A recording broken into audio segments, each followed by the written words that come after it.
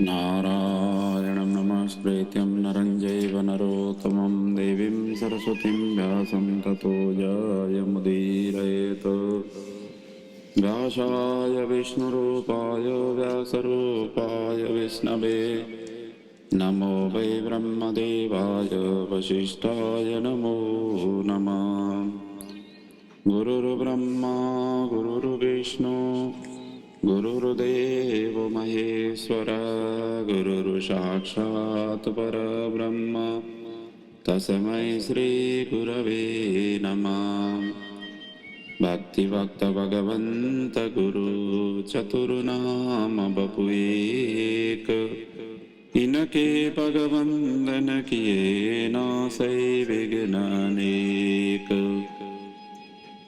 बोलिए श्री भागवत भगवान की जय। प्राण पुरुषोत्तम भगवान की जय। श्री व्यासी महाराज की जय। सद्गुरुदेव भगवान की जय। आइए श्रीमद्भागवत ज्ञानमयी गंगा की हम नवम स्कंद में वहाँ की कथा हम वर्णन कर रहे हैं। कल तक की प्रसंग में हमने रामायण के ऊपर चिंतन मनन कर रहे थे। सूर्य वंश में उत्पन्न दशरथ नंदन श्री राम जी का चरित्र चिंतन मनन कर रहे थे, जहाँ पर उनके लिए राज्याभिषेक की तैयारी के ही समय में कैकेयी माता के द्वारा वर मांगने पर जिस दिन उनको राज्याभिषेक होनी थी उसी दिन उनको वन के लिए प्रस्थान करना पड़ा। इनका हमने चिंतन मनन किया और जो सुमंत्र को भेजा गया था रथ लेकर के, भगवान श्री राम जी ने दशरथ जी ने कहा था कि वापस लेकर के आना। ऐसे ही घुमा करके उनको जंगल की थोड़ा दर्शन करा करके वापस ले आना। सुमंत्र को लेकर के वो तो चला तो गया और जैसे लौटा तो वो अकेले ही लौटा। जैसे अकेले लौटे हुए देख करके दशरथ जी ने वहीं पर प्राण त्याग दिया। राम राम कही राम कही राम राम कही राम तनु परिहरि रघुवर विरह राव गयो सुरधाम। यहाँ तक कि हमने चिंतन मनन कल किए थे, वहीं से अब कथा की आगे बढ़ा रहे हैं। आगे अब क्या क्या घटना घटी जो रामचरितमानस में उल्लेख हैं, उसी के आधार पर तुलसीदास जी की ही वाणी के स्वरूप में राम जी की महिमा भागवत के माध्यम से आप सभी को श्रवण करा रहे हैं। रामचरितमानस की महिमा को भागवत के माध्यम से आप सभी पान कर रहे हैं।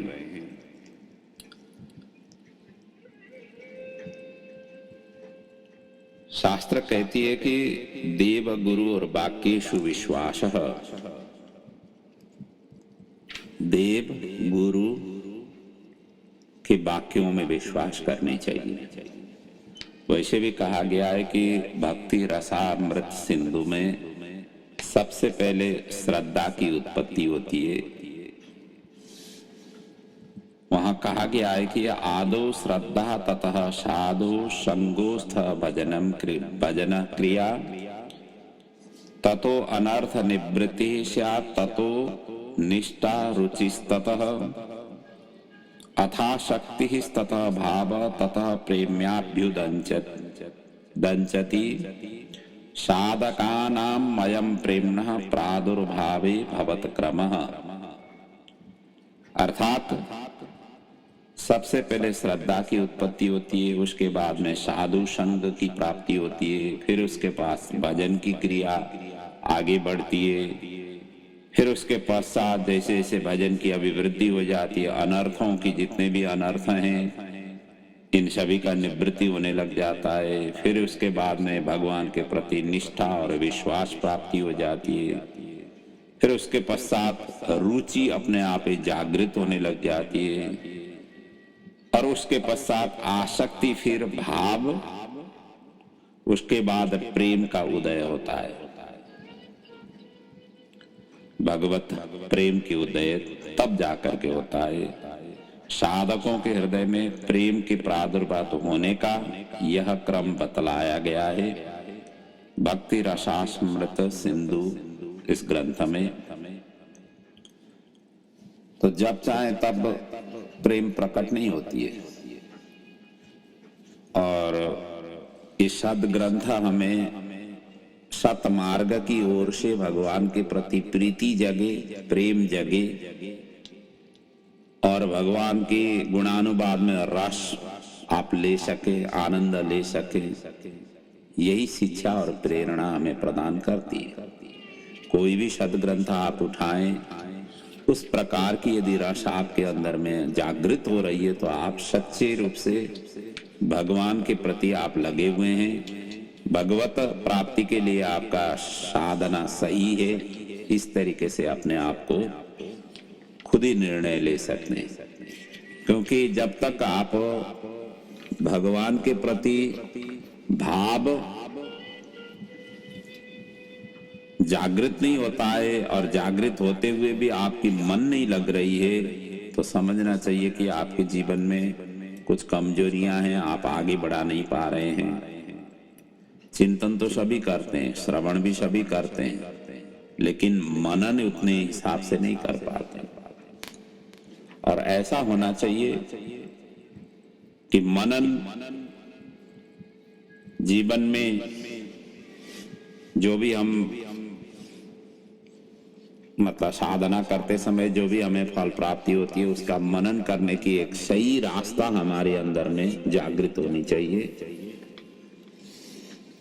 समय एक तो हम प्रयोग में ले आ रहे हैं, समय दे रहे हैं, फिर भी हमें हमारी कल्याण नहीं हो रही है, तो इसका मतलब हम वासना में ही हैं, सांसारिक तत्वों में ही हम अटके हुए हैं, वहां से ऊपर उठ ही नहीं पाए हुए हैं। इस तरीके से समझना चाहिए। यहाँ पर दशरथ जी का प्राण त्याग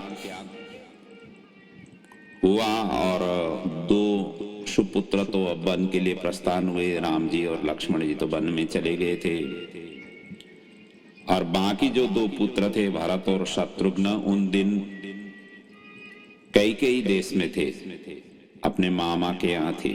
मावली कई देश पड़ती थी, तो वहां पर थे ये। और तुरंत ही राज सैनिकों को भेजा, वहां पर उनको बुलावा के लिए भेजा गया। वो पहुंच गए और सारा समाचार उनको पता चल गया और तुरंत ही ये आ गए।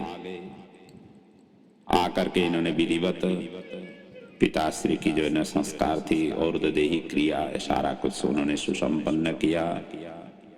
संपूर्ण हाल सुन करके भरत अत्यंत शोकाकुल हुए। सभी ने उनको समझाया परंतु नहीं माने, और उसी समय उन्होंने माता कैकेयी, जिनके कोख से इन्होंने जन्म लिया था, उन्होंने त्याग दिया। इसलिए कहा गया है ना, न गुरु न शिष्यात, जो हमने चतुर्थ पंचम स्कंद में हमने रहुगण की प्रसंग में वहां एक ये प्रसंग आई थी, जड़ भरत की रहुगण के साथ में वहां प्रसंग आई थी कि उनको भी छोड़ देना चाहिए जो माता अपने उद्धार के लिए नहीं कर रही हो। यहाँ भरत जी ने सोचा कि मेरी माता प्रभु की मिलन की तरफ ये बाधक है, साधक नहीं है, इसलिए उन्होंने वहां पर छोड़ दिया, त्याग दिया। तुरंत ही उन्होंने सेना को एकत्रित करके भरत वन की ओर प्रस्थान किए। अपने भ्राताश्री को वापस लाए बिना मैं पानी भी नहीं पीऊंगा, यही उनकी प्रतिज्ञा थी। भरत जी श्री राम जी की खोज में चित्रकूट में पहुंचे। आज वहां जाकर के जीव और शिव का मिलन हुआ। भरत के साथ में माताएं वशिष्ठ प्रजा भी गए हुए थे। भरत खुद वनवास में रह करके राम को अयोध्या वापस भेजना चाहते थे, परंतु कोई भी उपाय वहां पर सफल नहीं हुआ। भरत ने अंतिम में राम जी के 2 चरण पादुका लेकर के वापस अयोध्या में आए। इसके बाद भरत जी ने राम के चरण पादुका राज सिंहासन में रखे और स्वयं गोमुख यावक व्रत करने लगे। और ये व्रत ऐसा होता है कि गौमूत्र में जौ पका करके खाना होता है। और अयोध्या के पास में नंदीग्राम में ये रहे और वहां रह करके इन्होंने तपस्या की, वो भी जमीन के नीचे। ये धरती मेरी नहीं है, धरती में खुदाई करके उसके नीचे गड्ढा बना करके वो इस ऐसी स्थिति में वो रह करके उन्होंने ये व्रत किया। तो इसलिए राम की तपस्या से भी बढ़कर भरत की तपस्या श्रेष्ठ था। भोजन भी गोमुख यावक व्रत इस प्रकार की थी। जमीन के नीचे रहना, राज सिंहासन को उन्होंने वहां पर रहे नहीं, इस तरीके से उन्होंने किया था। और उधर राम जी उसके बाद में चित्रकूट को भी छोड़ करके पंचवटी की ओर प्रस्थान किए। 5 प्राण ही पंचवटी है। रावण की बहन सुपर्णखा वहां पर आई और राम जी से उसने याचना की, मैं आपसे विवाह करना चाहती हूँ। सुपर्णखा काम वासना की ही प्रतीक है। काम का अर्थ होता है, का अर्थ होता है सुख, आम का अर्थ होता है कच्चा, अर्थात कच्चा सुख ही काम है। तो लक्ष्मण जी ने, भगवान ने इशारा कर दी, लक्ष्मण जी ने नाक कान उनकी कटवा दी। रोती चिल्लाती हुई वहां से भाग खड़ी होकर के रावण के पास में पहुंची। रावण ने उनको सांत्वना प्रदान किया।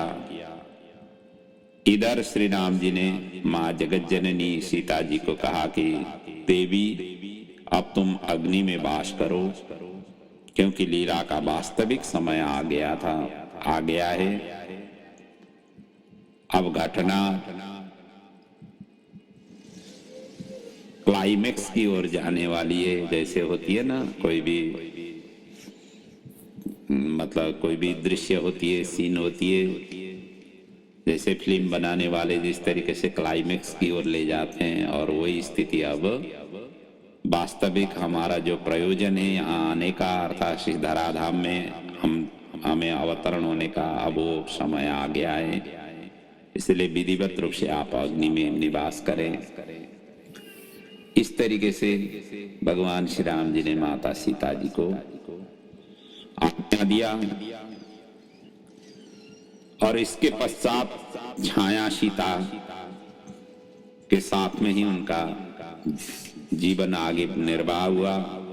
इसलिए कहा गया है कि रावण ने जिस सीता को लेकर के गया था वो छाया सीता थी, वास्तविक सीता तो अग्नि में थी। बाद में जब अग्नि में पुनः इनकी शुद्धता के लिए परीक्षण कर दी तो वो जो छाया सीता थी वो अग्नि नारायण ने ले लिया और वास्तविक सीता को प्रदान किया था। ऐसा ही घटना। तो इधर रावण मृग के साथ वहां पर पहुंचा पंचवटी में, और सीता की आग्रह से मरीच के पीछे तो लग गए और रावण ने जोगी वेश में सीता को उसी समय हरण किया। रास्ते में जटायु ने रोकने की प्रयास की, उनका भी उन पंख काट दिया। राम ने उनकी सदगति कर दी। इसके बाद किरात कन्या शबरी जो पंपा सरोवर में राम नाम जपती हुई बेर इकट्ठा करती थी और दिन भर राम को खिलाने ये प्रतीक्षा में रहती थी और रात को स्वयं लेती थी। शबरी के बेर खा करके उनकी भी उन्होंने उद्धार कर दी। इसीलिए कहा गया ना, सबसे ऊंची प्रेम सगाई। जहां प्रेम रहती है वहीं पर प्रभु लालायित होकर के पहुंच जाते, प्रेम के भूखे होते हैं। भक्ति की जब प्राचुर्यता होती है तब जाकर के प्रेम का उदय होता है। उसके पश्चात राम जी ऋष्यमुख पर्वत की ओर प्रस्थान किए, जहां सुग्रीव रहते थे। वहां पर हनुमान जी इससे पहले मिले, उन्होंने ही सुग्रीव के साथ में मिलन करा दी। जीव और शिव का यहाँ पर मिलन हुआ, मैत्री हुई। सुग्रीव के भाई बाली ने सुग्रीव की पत्नी तथा धन छीन करके घर से बाहर निकाला था। राम ने उसका उद्धार कर किष्किंधा का राज्य सुग्रीव को दिया। राम निस्वार्थी है पर जीवात्मा स्वार्थी, देवता भी स्वार्थी। इसलिए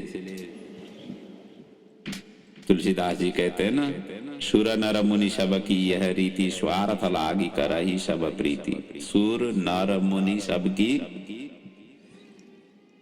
यही रीति, स्वार्थ के लिए ही सभी काम करते। कहीं जो भी स्वार्थ हो तभी जा करके काम किया जाता है। स्वार्थ नहीं हो तो वहां पर काम कोई करने के लिए आगे नहीं उठते। निस्वार्थी भाव से काम करने वाले लोग बहुत कम होते हैं, साथ और सहयोग देने वाले बहुत कम होते हैं। प्रभु ने जिन जिन को प्रेरणा दे करके धराधाम में भेजा हुआ है वही व्यक्ति आगे आ जाते हैं। जहां जरूरत होती है उनको सहायता और सेवा करने के लिए। सभी की बस की बात नहीं होती है। तो इसके बाद भगवान श्री रामचंद्र जी प्रवर्षण पर्वत पर विराजे, जहां हनुमान जी जाम्बवंत सहित वानर सेना थे। संपाति ने सीता का अशोक वन में पता लगाते ही हनुमान जी को अंगूठी देकर के लंका भेजा गया। समुद्र ऊपर सुरसा की मायावी जाल को हनुमान जी ने युक्ति पूर्वक उस समय निपटाया। साक्षात भगवान भोलेनाथ के अवतार हैं हनुमान जी। जैसे सुरसा ने अपने शरीर को बढ़ाया, इन्होंने भी उसकी दुगुना कर दी। तुलसीदास जी कितने सुंदर पंक्ति में व्यक्त करते हैं, जस जस सुरसा बदन बढ़ावा, तासु दून कपित रूप दिखावा। तो हनुमान जी इसके बाद में लंका में प्रवेश किए, जहां लंकिनी चारों ओर पहरा देती थी। उसका भी मुष्टिका प्रहार से उनका भी कल्याण कर दी। वो कहते हैं मैं चोर को ही खाती हूं। तो हनुमान जी ने पहले तो कहा कि चोर तो तुम्हारा ही स्वामी है, जिन्होंने सीता जी को चुरा करके यहाँ लाकर रखा हुआ है। मानी नहीं। फिर तो हनुमान जी ने दे मुक्का मुष्टिका एक महाकपि हनी, रुधिर बमत धरनी ढनमनी। जो जैसे मुष्टिका मार दिया, उसी समय खून की बमन करती हुई गिर गई। तो ये तो हनुमान जी तो स्वयं शिव जी के अवतार हैं। जब ये अवतार ले रहे थे, माता पार्वती ने कही कि आप तो ब्रह्मचारी के रूप में जा रहे हैं, मैं कहाँ रहूं। पार्वती ने पूछा तो भगवान भोलेनाथ ने कहा कि कोई बात नहीं, मेरी पूछ में आप रहो। इसलिए हनुमान जी का जो शरीर है वो शिव जी का स्वरूप है, और जो पूछ है वो मां पार्वती का स्वरूप है। इसलिए तो पूछ में जो शक्ति थी मां पार्वती का ही शक्ति के ही कारण पूछ में जो आग लगाई गई, लंका का दहन करने में सामर्थ्य। दूसरा, उस पूछ में एक बार भीम को भी अभिमान आया था, महाभारत की कथा में आती है। उनको भीम को ये अभिमान था कि मैं संसार में सबसे बड़ा बलशाली हूं। हनुमान जी रास्ते में रहे उनको अभिमान को दूर करने के लिए, और रास्ता उन्होंने दिया ही नहीं, पूछ जो है ना रास्ते में था। हनुमान भीम जी ने कहा कि पूछ हटाओ बानर सेनापति बानर, इस तरीके से उन्होंने अनुरोध किया। उन्होंने कहा कि मैं तो वृद्ध ब्राह्मण रूप वृद्ध बानर बन करके वहां पर हनुमान जी ने उनको परीक्षा की थी। ने कहा कि मैं तो अशक्त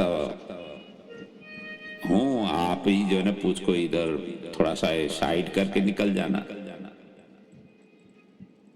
जब उन्होंने कहा तो इन्होंने पूछ को जैसे उठाने की कोशिश की तो पूछ तो हिला ही नहीं। माता रानी का जो स्वरूप था उसमें वो कहां से हिले, क्योंकि भगवान जो चाहते हैं वही करा लेते हैं। अंततो गत्वा भीमसेन को पता चल गया, उन्होंने प्रणाम किया। दोनों आपस में भाई भी हैं, भीमसेन और हनुमान जी दोनों भाई हैं, दोनों वायु पुत्र हैं। हनुमान जी वायु के पुत्र पवन तनय, और उधर भीमसेन भी वायु के ही अंशावतार है, दोनों भाई लगते थे। तो रात को लंका में उन्होंने भ्रमण किया आकाश मार्ग से। हनुमान जी ने विभीषण से सुबह सुबह ही वो मिले, बाद में अशोक वन में उन्होंने प्रवेश किया, उनके ही कहने से अशोक वन की पता चल गई, तो वहां पर सूक्ष्म रूप से उन्होंने प्रवेश किया। ये विभीषण के आंगन में उन्होंने तुलसी का पौधा देखा और तभी जाकर के इनसे यहाँ पर परिचय हो पाई। नहीं तो हनुमान जी को तो यही लग रहा था कि यह राक्षस की भूमि है, सभी राक्षस ही राक्षस होंगे, घर घर में सभी तरफ छान मारा, और सूक्ष्म रूप में गए थे। और जैसे विभीषण के आगे भी गए तो ब्राह्मण के वेश में गए, बंदर के वेश में वहां पर उपस्थित नहीं हुए। विप्र रूप धर करही, विप्र रूप में वहां पर पहुंचे, वार्तालाप हुई, फिर वास्तविक पता चला कि राम के भगत है, वैष्णव है। तब जाकर के अपना सारा उन्होंने वृतांत बताया। तब विभीषण ने बता दिया कि ये यहाँ पर है अशोक वाटिका, वहां जाओ, वहां मिलेंगे माँ जगत जननी। तो वहां जाकर के सूक्ष्म रूप से गए, अंगुष्ठी उन्हें प्रदान की, पेड़ों के ऊपर से गिरा करके सीता जी की समाधि उसी समय खुल गई। राम नाम अंकित अंगुष्ठ देख करके ही उसी समय आशीर्वाद दी। उसके बाद में जाकर के रावण से मिलन हुआ है हनुमान जी का। और रावण लंकनी का उद्धार होने से ही पहले से ही संत्रस्त था। हनुमान जी ने उसे समझाया, राम जी की शरण में जाओ। अंततो गत्वा उन्होंने माना ही नहीं, और उसी समय मां सरस्वती ने ऐसी कृपा कर दी रावण के मुख में से, कपि के ममता पूछ पर, जितने भी हैं कपि के से, क्योंकि वो पूछ को ही थोड़ा हिला रहे थे हनुमान जी जब इनको नाग पास से बांधा गया सभा मंडप में, तो पूछ को ही वो ज्यादा एकदम सशंकित होकर के देख रहे थे। एकाएक जो है ना रावण को ये स्फुरण हुआ, माँ शारदा भई सहाय, उस समय माँ शारदा सहाय बनी, और उन्होंने कह दिया कि ये पुष्प में आग लगा दो।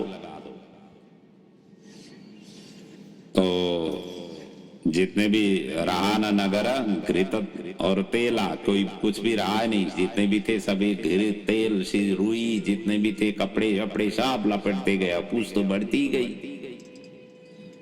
और पूछ दूसरा अर्थ ये भी है कि पूछ हमेशा ही बढ़ती रहती है, जो उनको सलाहना कर देते हैं। कोई किसी को पूछे तो उसको समझ में आ जाएगा कि मुझे तो सभी पूछते हैं, उनकी मान अब भी अभिमान के रूप में बढ़ती ही जाती है। पूछ की ऐसी है महिमा। और समस्या ये भी है कि कोई नहीं पूछे तो वो भी फिर अब संकुचित हो जाते हैं। आप कहीं जा रहे हैं, किसी के यहाँ जा रहे हैं, आपको ध्यान ही नहीं दे, पूछे ही नहीं, तो भी दिक्कत होती है। और ज्यादा पूछे तो उनको अभिमान बढ़ने लग जाती है। तो जितने भी थे सारा का सारा एकत्रित कर दिया और एकत्रित करके उस पूंछ में लपेटा गया। घी तेल जितने भी थे सारा का सारा, और पूंछ में अंततोगत आग लगा दी गई। हनुमान जी ने उसी समय भगवान से ये पूछा कि प्रभु अब मैं क्या करूं, मेरी तो ये हालत हो गई है। तो भगवान ने उसी समय प्रेरणा कर दी। 49 वायुओं को उसी समय प्रेरणा करके भेज दी कि आग लगाए। जैसे सभी के सभी वायु वहां पर पहुंचे और अट्टहास करके जैसे उन्होंने गर्जना करके अट्टाली के ऊपर में चढ़ गए और एक एक करके जिस जिस घर से आया था प्रसादी के रूप में तेल घी जितने रुई कपड़े जो भी आए थे सभी को अब बांटना था, क्योंकि जहां जहां से अब साथ दिया जाता है कोई भी सत्कार्य में, तो उन सभी को तो प्रसादी बांटनी थी।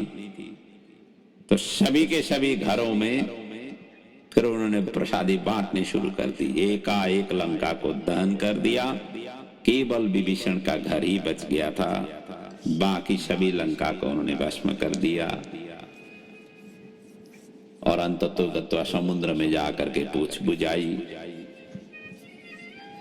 जल में जाकर के पूछ बुझाई।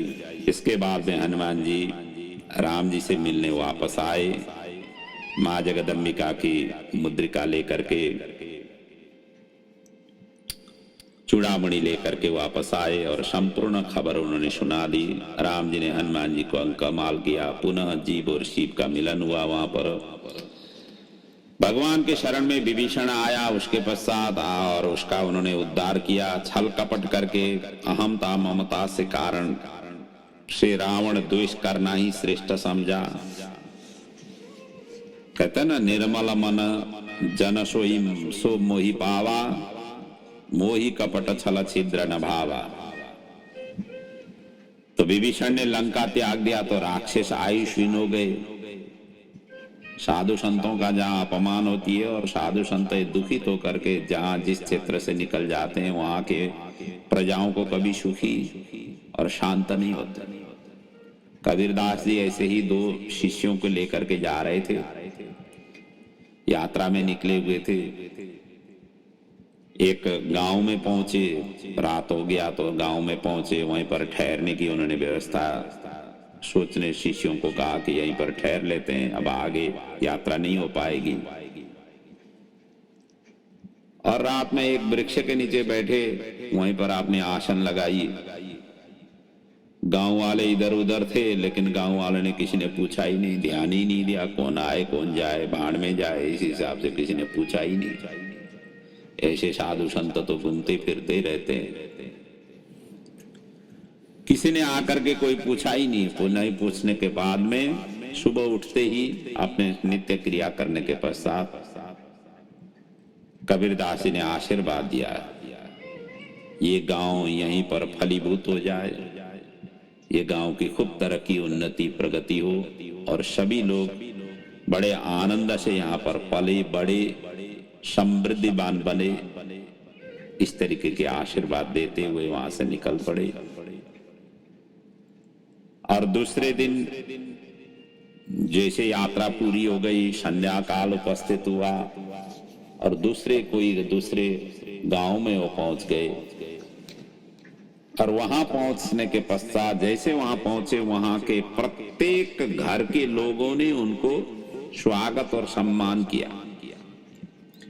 सभी कहते हैं कि हमारे घर में हमारी कुटिया में चरण डालें, हमारी कुटिया में चरण डालें, हम आपके लिए प्रसादी जलपान आदि जो कुछ भी है खाने पीने से लेकर सभी प्रकार की स्वागत खातिरदारी बहुत अच्छी तरह से की। अंततोगत्वा उन्होंने सत्संग ही करके रात को उनको जागरण करके ही बिताना पड़ा। सभी एकत्रित हो गए, इतना उनको मान सम्मान दिया। और दूसरे दिन उठ करके जैसे उन्हें अब यात्रा प्रारंभ करनी थी, उससे पहले उन्होंने उस गांव को आशीर्वाद देते हुए कहा कि उजड़ जाओ,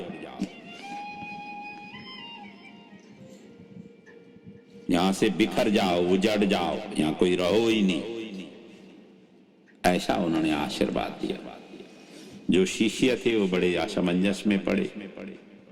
शिष्यों ने अंततोगता पूछ ही लिया, जिस गांव ने आपको कुछ पूछा ही नहीं, पानी तक किसी ने दिया नहीं, उस गांव को तो आप फलो फूलो सभी जो है ना तरक्की उन्नति हो इस तरीके से आपने आशीर्वाद दिया। और जिस गांव के लोगों ने प्रत्येक ने आकर के आपको पूछा, सारा कुछ खातिरदारी की, और उनको आप कह रहे कि उजाड़ जाओ, बिखर जाओ, यहां से निकल जाओ, ये कैसे समझ में नहीं आया। तब कबीरदास जी ने कहा कि देखो, जिस गांव ने हमें सम्मान नहीं दिया, वो कहीं भी जाएंगे वहां के भगत वो किसी को भी सम्मान नहीं देंगे, अपने ही भरण पोषण को ही सर्वोपरि मान करके वो चलेंगे। और जिस गांव ने हमें खातिरदारी की, वो जहां भी जाएंगे ऐसे ही खातिरदारी करेंगे, जहां भी जाएंगे ऐसे ही भगवत भक्त होंगे, ऐसे ही सेवक होंगे, ऐसे ही परायण होंगे, साधु संतों और दीन दुखियों की सेवा करने वाले ही होंगे। इसलिए इनको उजड़ने का मैंने आशीर्वाद दिया और उनको वहीं पर एक ही जगह रहे, ताकि जो है ना ये दुर्गंधी, उनकी दुर्गंधी है, दुर्व्यवहार है, वो कहीं भी जा करके फैले नहीं।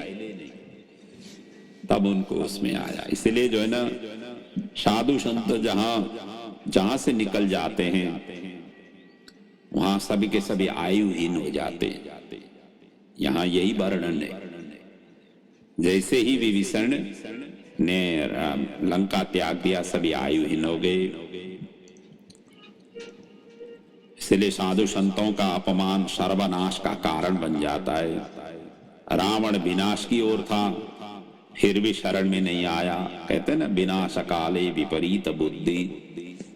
जब विनाश उपस्थित हो तो विपरीत बुद्धि भी जो है ना दूसरी तरफ घूमने लग जाती है।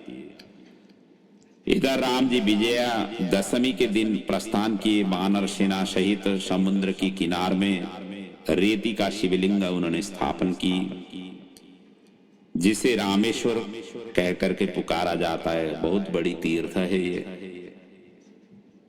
12 ज्योतिर्लिंग में रामेश्वर ज्योतिर्लिंग भी आ जाती है। और कहा भी गया है कि जे रामेश्वर दर्शन करे आई, ते तनु तजी मम लोक रही। रामेश्वर का जो दर्शन करते हैं, पूजन अर्चन करते हैं, सीधा वैकुंठ की उनकी वास हो जाती है। यहाँ पर भगवान श्री राम जी ने भगवान भोलेनाथ को उन्होंने पुकारा, क्योंकि रावण भोलेनाथ का भक्त था और भोलेनाथ को रिझाए बिना लंका में प्रवेश करना खतरे की घंटी थी। भगवान भोलेनाथ के आशीर्वाद लिए बिना राम वहां पर जाते तो हो सकता था उनको संहार नहीं कर पाते। इसलिए मां जगत जननी को भी उन्होंने प्रार्थना की। ये तो ऋष्यमुख पर्वत पर ही उन्होंने की। रात्रि को जो है ना नवरात्र वहां पर उन्होंने व्रत किया हुआ है। इसकी वर्णन देवी भागवत में है। नवरात्र की उन्होंने वहां विधि पूर्वक नवरात्र की उपासना की। अष्टमी के दिन मां जगदम्बिका वहां प्रकट हुई। इसलिए अष्टमी के पर्व के दिन में विशेष रूप में मां जगदम्बिका की उपासना की जाती है। कंजका पूजन आदि किया जाता है। तो अष्टमी के मध्य रात्रि में मां जगदम्बिका प्रकट होकर के उनको आशीर्वाद दी, शक्ति प्रदान कर दी। वहां से मां से पहले शक्ति और आशीर्वाद लेकर के ये निकले थे और नदी के किनारे में आकर के यहाँ पर शिव जी की उन्होंने प्रार्थना की, शिवलिंग स्थापित करके। तब जाकर के शिव और पार्वती दोनों की शक्ति लेकर के तब इन्होंने चढ़ाई की। तो उधर लंका में रावण ने सभा बुलाया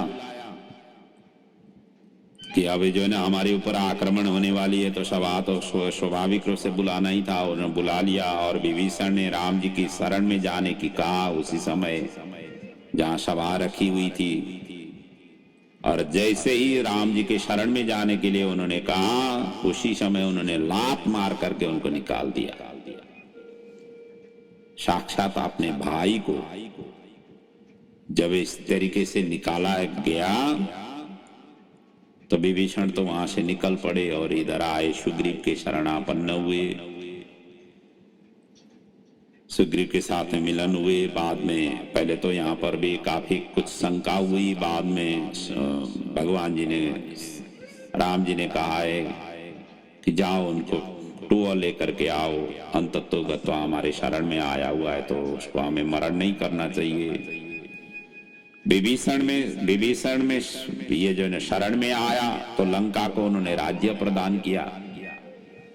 यदि रावण ही शरण में आता तो कौशल अर्थात अयोध्या के ही राज्य वो देते थे। इसलिए तुलसीदास जी ने कहा हुआ ना, विभीषण शरण आयो करियो हो लंकाधीश, यह सुनि रावण शरण आए तो करहूं कौशलाधीश। भगवान जी सर्वस्व लेकर के किसी को उन्हीं को ही प्रदान करते, उन्हीं का ही कल्याण करते, अपने लिए उन्होंने रखा नहीं। तो अब इधर समुद्र पार जाना था और विभीषण नहीं आए हुए थे और भी मुश्किल हो जाती थी, क्योंकि राक्षस की जितनी भी जो रावण की जितने भी वहां जो भी वो माया भी उसका जाल था, वो जाल को एक एक करके भेदन करने में विभीषण सहायक बने। विभीषण ने ही सब कुछ बताया कि ऐसे ऐसे करके जाना चाहिए, तब जा करके सफल होंगे। एक के बाद दूसरी युक्ति सारा का सारा विभीषण ने बताया। इसलिए हमेशा हमेशा शत्रु ये चाहते हैं कि कहीं भी किसी भी हो, ये गुप्तचर इसीलिए भेजा जाता है कि गुप्तचर से सारा पता चल जाए कि ताकि उनको सहज रूप से आक्रमण किया जाता है। एक तरह से गुप्तचर की ही इन्होंने कार्य बड़ी अच्छी तरह से अदा की, सहायक रहे। तो इधर जो है समुद्र पार जाना था, कैसे जाएं? नल नील को बुलाया गया और उस समय जो है ना राम नाम लिखते गए पत्थरों में और समुद्र में फेंके गए। राम लिखते गए पत्थरों में और समुद्र में फेंकते गए।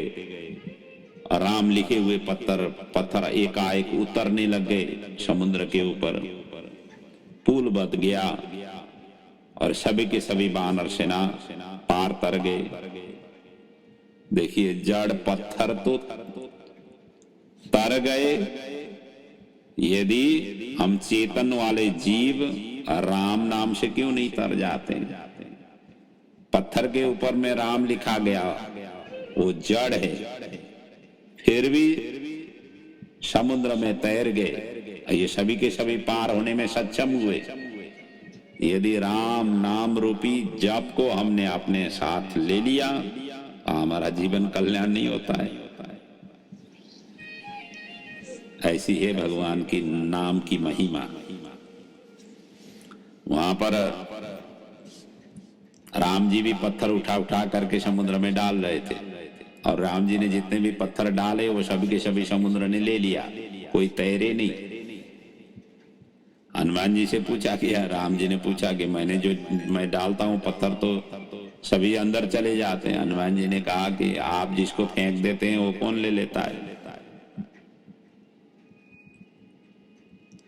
मतलब लेने योग्य होता ही नहीं। जिनको आप त्याग देते हैं उनको लेने की किसी के पास में सामर्थ्य ही नहीं होती है।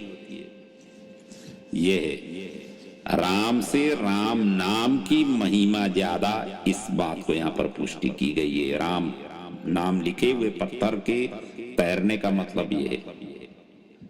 राम जी त्रेता युग में आए, आज उनकी नाम जन जन में है, घर घर में लिया जाता है, सभी की बेड़ा पार हो रही जिन्होंने राम नाम लिया।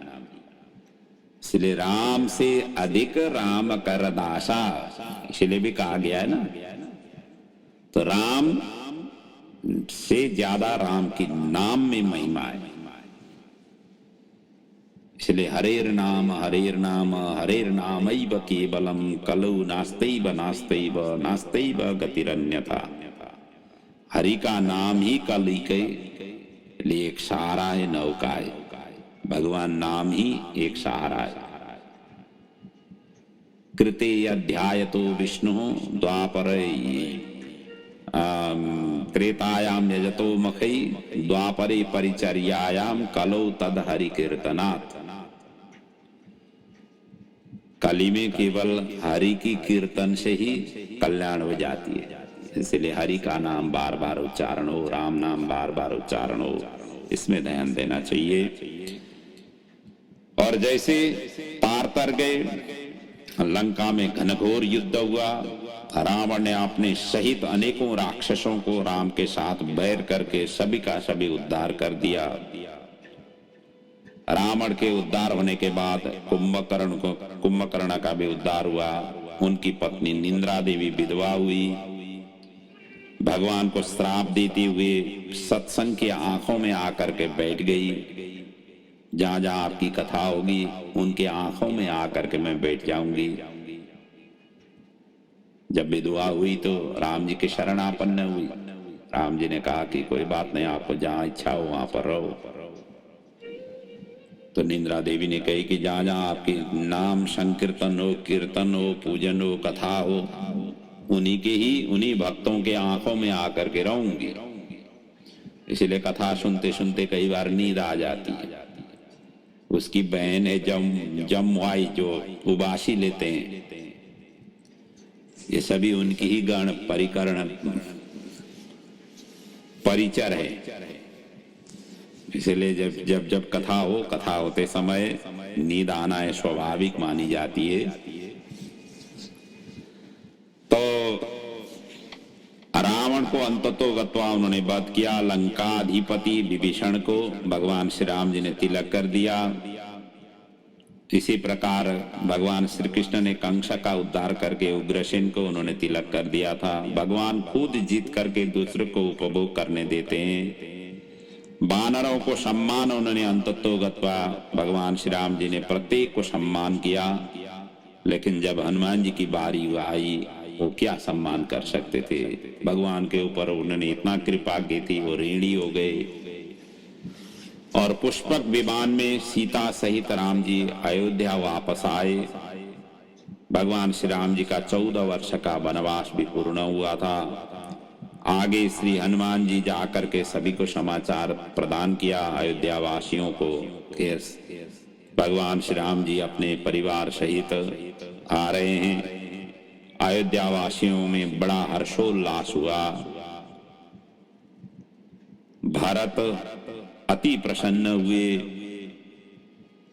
और जैसे अयोध्या में उनका आगमन हुआ, शुभ दीपावली हुई। क्योंकि दिवाली इसलिए मनाई जाती है। राम जी उसी समय दिवाली के टाइम मतलब अयोध्या में आने से सभी प्रजाओं ने ज्योत जगा करके उनकी स्वागत की थी। इसलिए दीपावली पर्व उससे भी एक जोड़ा हुआ है। राम जी के आगमन की से भी संबंधित है। और उधर दशहरा जो पर्व मनाया जाता है, विजयादशमी, उसी दिन रावण का वध हुआ था।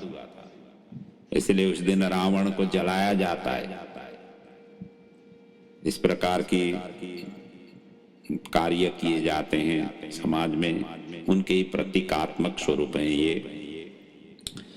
और वशिष्ठ जी ने राम जी के आगमन पर उनका शुभ मुहूर्त निकाल करके राज्याभिषेक करा दिया। वैशाख शुक्ल सप्तमी के दिन से भगवान श्री राम जी अयोध्या के अधिपति हुए, राजा हुए। राम के राज्य में आदि व्याधि तो क्या, मृत्यु भी इच्छा के बिना किसी को लेने नहीं आती थी। देखिए, यदि शासक अच्छे हों तो प्रजा कितने सुख होते हैं, कितने आनंदित होते हैं। शासक की नियति ही खराब हो जाए तो प्रजा कहां से सुखी हो जाए। शासक को शासकत्व पद प्राप्त होने के पश्चात उसको सदुपयोग करना चाहिए, दुरुपयोग नहीं करना चाहिए। प्रजा की पुण्य की 6वां हिस्सा शासक को मिलता है। प्रजा जो कुछ भी पुण्य करे उनकी 6वां हिस्सा और पाप का भी छठवां हिस्सा उनको मिलती है यदि पाप करे तो। इसलिए शासक हर कोई व्यक्ति बनते नहीं है, बनने इच्छुक नहीं होते।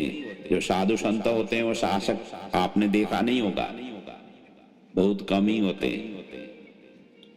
लेकिन शासक बनने के पश्चात शासकत्व को धारण करते हुए रखना चाहिए।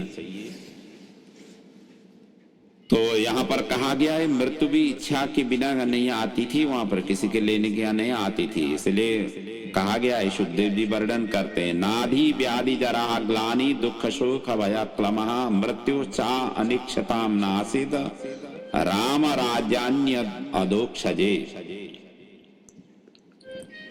ऐसा था राम की राज्य। इसलिए आजकल भी तो जो है ना राम राज्य की बातें तो करते हैं, व्यवहार में कितने उतार रहे हैं हम सभी भुक्तभोगी ही हैं। रामायण की कथा बालकांड के सिवाय सभी करुण रसमय है। बाद में रजक के कहने पर, धोबी के कहने पर राम जी ने सीता का परित्याग किया। गर्भिणी अवस्था में वाल्मीकि के आश्रम में 2 उन्होंने पुत्र पैदा किए, लव और कुश, वहीं पर वो रही थी। और लक्ष्मण ने अंगद और चित्रकेतु, लक्ष्मण के ये 2 पुत्र हुए। भरत के तक्ष और पुष्कल नाम के 2 पुत्र हुए। शत्रुघ्न के सुबाहु और श्रुतसेन ये 2 पुत्र हुए। प्रत्येक के 2-2 पुत्र हुए। पुत्र को सीता ने मुनि के पास छोड़ करके अंततोगत्वा जहां से आई थी वहीं पर वो समा गई, धरती में ही समा गई। सीता की वियोग से राम जी ने भी सशरीर अपने दिव्य धाम को प्रस्थान किया। पुत्र कुश को राज्य दे करके वो प्रस्थान किए। विद्वान लोग कहते हैं कि श्री राम जैसे पुत्र कोई नहीं हुए, वशिष्ठ जैसे कोई गुरु नहीं हुए, दशरथ जैसे कोई पिता नहीं हुए, कौशल्या जैसे कोई माता नहीं हुई, श्री राम जी जैसे पति नहीं हुए, सीता जैसे पत्नी नहीं हुई, भरत जैसे कोई भाई नहीं हुए, रावण जैसे कोई शत्रु नहीं हुए। तुलसीदास जी तो भरत चरित्र में समाधिस्थ हो गए थे। जब भरत जी का चरित्र उन्होंने अब वर्णन किया तो समाधि भाषा में उन्होंने लिखा हुआ है। रामचरितमानस उठा करके देखिए, इतना दिव्य दर्शन है उसमें। रामायण साक्षात श्री राम जी का विग्रह है। विद्वान लोग कहते हैं बालकांड राम जी का चरण है, अयोध्या कांड जंगा है, अरण्य कांड उदर है, किष्किंधा कांड हृदय है, सुंदर कांड राम जी का कंठ है, लंका कांड मुख है, उत्तर कांड मस्तक है। बाल कांड का अर्थ होता है बालक जैसा बनो, निर्दोष निर्विकार निष्कपट, जैसे बालक होता है एकदम सत्यवादी भी होता है बालक। माता पिता कितने भी उनको लगाए, वो जैसा है वैसे ही, उनके कोई छल कपट नहीं होती है। तब भगवान राम जी प्राप्त होंगे। यदि आप सरल बनेंगे तो, जैसे बालक जैसे बनेंगे तो राम जी प्राप्त होंगे। अयोध्या कांड जहां युद्ध नहीं, क्लेश नहीं, भक्तिमय ही जिसके जीवन हो, सरयू नदी जिसके समीप में है, ऐसे ही जहां हो उसी का नाम है अयोध्या कांड। और ऐसी स्थिति होते ही भगवान श्री राम जी जल्दी से प्राप्त होंगे। अरण्य कांड का अर्थ होता है वनवास, निर्वासन, वन का वास जीवन में सुबास लाता है। तपस्या का जीवन, तप के बिना दिव्यता नहीं आती है, तप से ही भगवान जल्दी प्राप्त होते हैं। घर छोड़ करके भगवान को प्राप्त करो, तपस्या करो, ये शिक्षा और प्रेरणा अरण्य कांड हमें प्रदान करती है। किष्किंधा कांड का अर्थ होता है सुग्रीव और राम, भगवान श्री राम जी का मैत्री, जिसे हनुमान जी ब्रह्मचारी ने कराया। सुग्रीव अर्थात जिसका कंठ सुंदर है, आभूषण से नहीं, आजकल तो आभूषण से कंठ सुंदर बनाते हैं। अनेक प्रकार की केमिकल आदि प्रयोग करते हुए और बड़े दिव्य बहुमूल्य रत्नों से कंठ, आभूषण से इस तरीके से कंठ सुंदर करना नहीं है। भगवान के नाम लेकर के कंठ को सुमधुर करना है। और जो निरंतर भगवान का नाम ले लेता है उसकी कंठ हमेशा हमेशा सुंदर रहती है। आभूषण तो क्या है, मिट्टी से आया हुआ है, मिट्टी में चले जाने वाला है। और राम नाम जो लिया हुआ कंठ है तो इस जीवन में तो कल्याण करेगा, ये अगली यात्रा के लिए भी वही सहायक रहेगा। तो ब्रह्मचर्य में रह करके राम नाम के सहारा से ही जीव और ईश्वर को प्राप्त हो जाती है। जो भगवान हनुमान जी ने ब्रह्मचर्य में रह करके इनका जीव और शिव का मिलन कराया। सुंदर कांड तो और भी दिव्य है। इनका अर्थ ईश्वर के साथ मैत्री करने से जीव का जीवन में सुंदर बन जाता है। सीता जी पराभक्ति है, जीवन सुंदर बना तो दर्शन प्राप्त होता है। ब्रह्मचर्य और राम नाम से ही समुद्र भवसागर उन्होंने संसार को पार कर लिया। जहाँ सुरसा नए नए रस की वासना रखने वाली थी, क्योंकि ऐसे करते हुए जाते हैं तो जीव ऐसे समय में सताएगी। जिसे संयम हनुमान की तरह बने तो नष्ट होगी। सुंदरे किम न सुंदरम, सुंदर कांड तो इतना महिमा है और इतने सारे विद्वानों ने इनके ऊपर में सुंदर कांड के ऊपर में वर्णन किया हुआ है। इनकी अति ही दिव्यतम वर्णन है और पूरे रामायण का सर्वश्रेष्ठ कांड के रूप में सुंदर कांड है। इसलिए तो सुंदर कांड की पाठ घर घर में जन जन में होती रही है। अब वैसे तो रामायण की अखंड पाठ भी होती रहती है, लेकिन सुंदर कांड को विशेष महत्व दे करके किया जाता है। तो लंका कांड का अर्थ है जीवन भक्ति से पूर्ण तथा सुंदर होने के बाद काम क्रोध लोभ मोह रूपी रावण मरता है। लंका को उल्टा कर देंगे तो क्या होगा, काल होता है।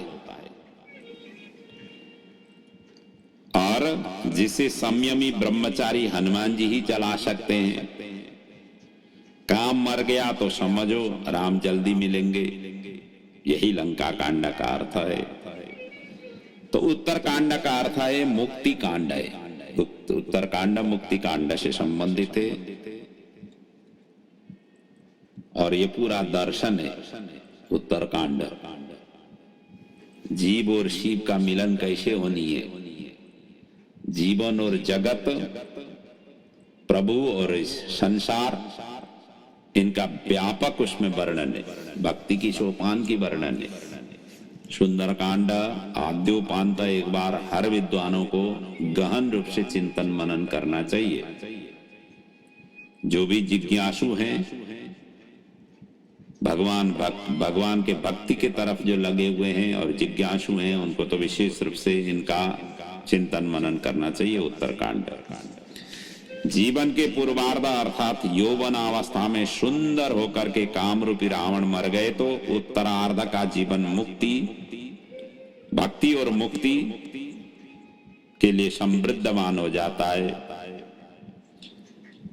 गरुड़ और काग भुषुंडी की कथा बार बार सुनना चाहिए। जो यहाँ पर काग भुषुंडी की कथा है, यहाँ भक्ति की कथा है। भक्ति ही मुक्ति का कारक है। युवा अवस्था से ही जीवन को सुधारो तो उत्तर अवस्था में, वृद्धावस्था में जीवन मुक्ति मिल जाती है। नहीं तो जन्म जन्म मुनि जतन कराई, राम नाम कहीं आवत नाई, यही स्थिति होगी। जिस दिन आपको पता चल गया, उसी दिन से ही लग जाओ भक्ति मार्ग में, विलंब नहीं करो। इस प्रकार ये 7 ही कांड मुक्ति के सोपान है। रामायण के आश्रय जिसने लिया उसका जीवन धन्य होकर के अंतकाल में राम को प्राप्त हो जाते हैं। रामायण में क्या चीज नहीं है, ये तो संपूर्ण पुराण वेद उपनिषद आरण्यक स्मृति ग्रंथों का सार है। तुलसीदास जी ने लोक कल्याणार्थ एकदम सरल और सहज और पूरे अंत्यानुप्रास रामायण की जितने भी दोहें देखी है, उन्होंने यही कोशिश की हुई है। आलंकारिक तो है ही है, अंत्यानुप्रास को सबसे ज्यादा जोर दिया गया है। इस तरीके भाषा में लिखा हुआ है।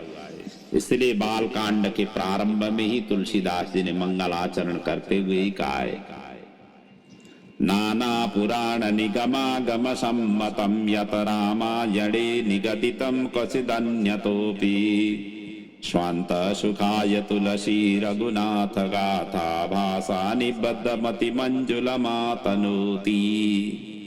सभी पुराण निगम सभी के सार स्वरूप है ये, और भाषा में लिखा हुआ हो, ताकि सभी जने जन जन की जो भाषा उस समय की जो जन जन में प्रचलित प्रसिद्ध ये भाषा थी, उस भाषा में सरल और सहज ढंग से उन्होंने अभिव्यक्त किया, राम की महिमा इस तरीके से उतार दिया।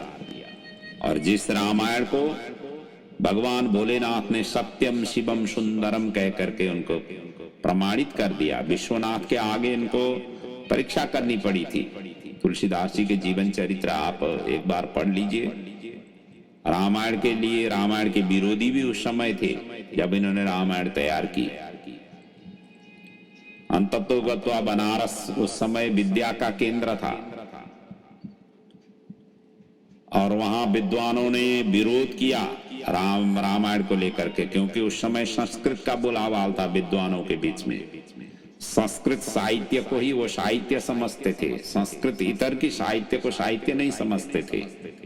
और इन्होंने जन जन की जो बोलीचाली की भाषा में इन्होंने लिखी थी, वो तो और भी उनके दृष्टि में तो कनिष्ठ टाइप की साहित्य थी, निकृष्ट टाइप की साहित्य थी, तो वो कहां से सम्मान दें। अंततोगत्वा विश्वनाथ के आगे उन्होंने रख दिया। सभी रामायण तुलसीदास जी ने लिखा हुआ रामायण को सबसे नीचे रखा गया, उसके ऊपर में जितने भी पुराण थे, वेद थे, वेदांग थे, स्मृति ग्रंथ थे, उन सभी की परीक्षा के लिए विश्वनाथ के आगे रख करके दरवाजा बंद किया गया। दूसरे दिन जैसे दरवाजा वहां से खोला गया, तुलसीदास जी के रामायण नीचे से भगवान भोलेनाथ ने स्वयं ऊपर में उठा करके और उसके ऊपर में लिख दिया था सत्यम शिवम सुंदरम। ये है रामायण की। तब जाकर के जन सभी विद्वानों ने तब जाकर के स्वीकार, और स्वीकार पे ही पूरे जन जनों में ये प्रसिद्धि उनको प्राप्त हुई। आज तो इन्हें विश्व सभी ग्लोबलाइज हो गया है। जहां जहां हिंदुत्व पहुंचे हुए हैं, जहां जहां राम नाम पहुंची हुई है, वहां वहां ये ग्रंथ पहुंची हुई है, वहां वहां इनकी गुणानुवाद होती है। हम सभी विदित ही हैं। ऐसा है रामचरितमानस। इसलिए रामचरितमानस की अपने घर में अखंड पाठ कराते हैं लोग, करना चाहिए। पूरे सभी ग्रंथों का ये सार स्वरूप की पाठ हो जाती है। आपको अलग से वेद, अलग से पुराणों की पाठ करने की जरूरत है। केवल रामचरितमानस का पारायण हो जाए, आप ही खुद ही बैठ करके पारायण करें। इसके मास पारायण की विधान है, नवान्न पारायण की विधान है। तो किसी भी तरीके से वो पाठ हो जाए, अपने मुखारबिंद से हो जाए या घर में गुंजन करते हुए हो जाए, सारा का सारा घर पवित्र, वही तीर्थम स्वरूप, वही देवालय बन जाता है। तो राम कथा सागर जैसी है, यह अमृत कथा है। जितना वर्णन करो उतना ही ये खींचता ही जाता है, रबर की तरह शरीर में रोमांच ही ले आता है। तदैव रम्यम सुचिरम नभम नभम, इसलिए कहा गया है ना, भगवान की कथा तो जितने श्रवण करें, जितने करते जाएंगे, उतना है आनंद ही प्रदान करने वाले होते हैं। तो राम, अब यहाँ पर राम कथा में ही इस तरीके से उलझन में हम आ जाएं तो आगे भगवान श्री कृष्ण की कथा भी करनी है। हमें तो कन्हैया की माखन भी खानी है, उसके साथ वृंदावन के रास भी रचाना है, उनकी चरित्र का भी गुणानुवाद करनी है। इसलिए राम कथा को अब यहीं पर हम विराम ले रहे हैं। रामायण के अंतिम में सार स्वरूप एक श्लोक का हम उच्चारण करते हुए इस राम कथा को यहाँ पर पूर्ण कर रहे हैं। आदो राम तपो वनादिगमनम हत्वा मृगा कांचनम वैदेही हरणम जटायुमरणम सुग्रीव संभाषणम बाली निर्दलनम समुद्रतरणम लंकापुरी दाहनम पश्चाद रावण कुंभकर्णादिहननम एतद्विरामायणम। ये रामायण का सार एक श्लोकीय रामायण है। ऐसा दिव्यतम श्री राम जी की राम गाथा रामायण कि ये प्रसंग वैसे भागवत में इतना विस्तृत नहीं है। हमने तुलसीदास जी की रामायण का सहारा लेकर के ये कथा, राम जी की कथा यहाँ पर वर्णन की है। भगवान राम जी के प्रति आपका अनन्य भक्ति रहे, रामायण के ऊपर आपका अनन्य श्रद्धा उत्पन्न हो और साथ साथ में रामचरितमानस की पारायण करने की प्रेरणा इस राम कथा से हमें प्राप्त हो। भगवान श्री राम जी सभी प्रकार से मंगल करें, यही राम जी के चरणों में बंधन सहित मैं भी आप आज के दिन की ये वाणी को यहाँ पर पूर्ण कर रहा हूँ। इस भागवतमय कथा को आप श्रवण करते हुए आपको जीवन की धन्य बनाएं। क्या भरोसा जीवन की, ऐसे सदग्रंथों का आश्रय लेकर के अपने जीवन को हल्का महसूस करें। भगवान ने तरह तरह की माया रचते हुए इस संसार को बनाया और जो आज की स्थिति में जो माया भगवान ने रची हुई है हम सभी के, जिसका हमें सामना करना पड़ रहा है, करते आ रहे हैं। कई भक्त अकाल में ही उनका शरीर पूरा हो रहा है। तो भगवान इन सभी विकराल स्थितियों को शमन करते हुए शांति दें, सभी मानव प्रजाति के पूर्ण आयु ने प्राप्त हो। संत्रस्तमय वातावरण से हम सभी को भगवान रक्षा करें, भागवत भगवान रक्षा करें, रामायण स्वरूप भगवान श्री राम जी रक्षा करें। यही प्रभु के चरणों में बंदन प्रार्थना सहित आज की कथा को यहाँ पर विराम ले रहा हूँ। ओम पूर्णमदः पूर्णमिदं पूर्णात् पूर्णमुदच्यते पूर्णस्य पूर्णमादाय पूर्णमेवावशिष्यते। बोलिए श्री भागवत भगवान की जय, पुराण पुरुषोत्तम भगवान की जय, सद्गुरुदेव महाराज की जय।